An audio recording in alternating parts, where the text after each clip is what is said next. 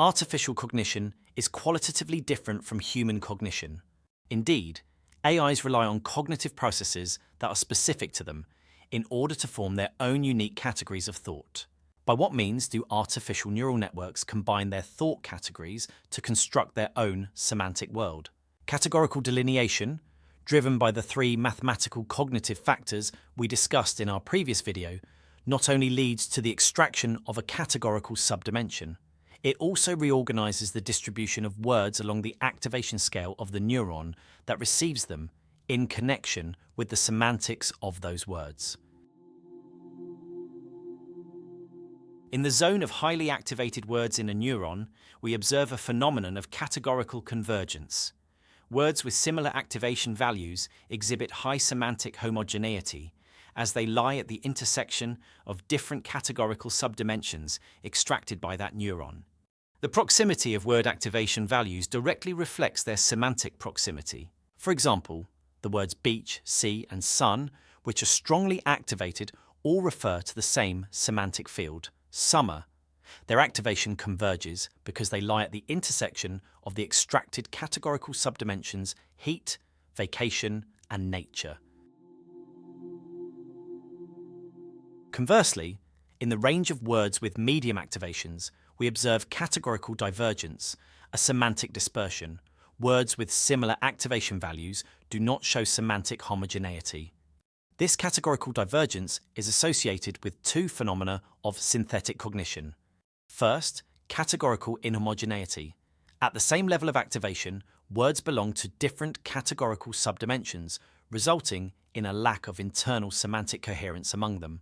For example, the words advertisement, associated with the subdimension persuasive text, haiku, associated with the subdimension brief poetry, and employment contract, associated with the subdimension legal document, will all show a medium level of activation and belong to disjoint semantic fields.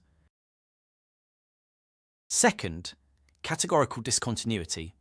Words with identical activation values in a neuron turn out to be semantically inhomogeneous because, again, they belong to different categorical subdimensions extracted by that neuron. For example, the words with identical activation values annual report, associated with the subdimension administrative genre, and sonnet, associated with the subdimension poetic genre, are not semantically homogeneous, even though their activation levels are equal. These manifestations of categorical inhomogeneity and discontinuity show that, in the medium activation range of words within a neuron, activation does not encode meaning.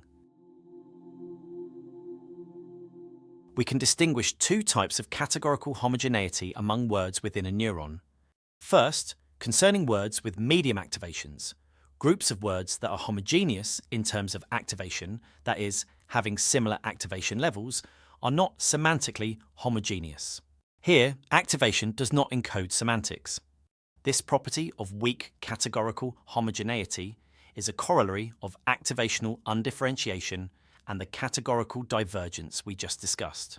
For example, the words car, cat, and science may have similar medium activation levels within a given neuron, yet they are not semantically homogeneous. Second, concerning words with strong activations, groups of words that are homogeneous in terms of activation, that is, having similar activation levels, are, in this case, semantically homogeneous.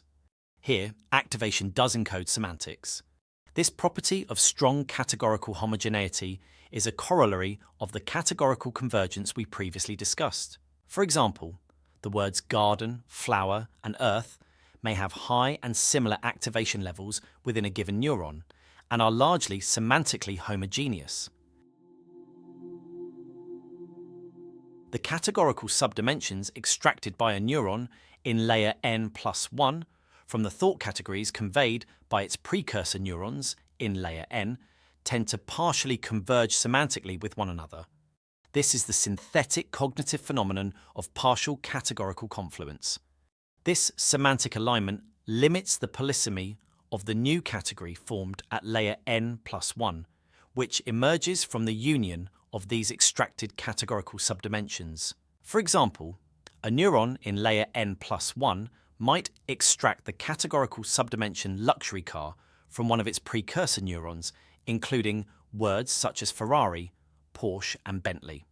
That same neuron might extract from another precursor neuron the categorical subdimension train, including words such as carriage, locomotive, and engine.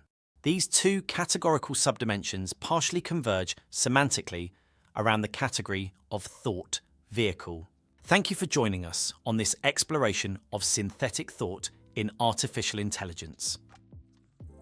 The articles mentioned in the video, along with all of Neocognition's research, can be found at neocognition.org.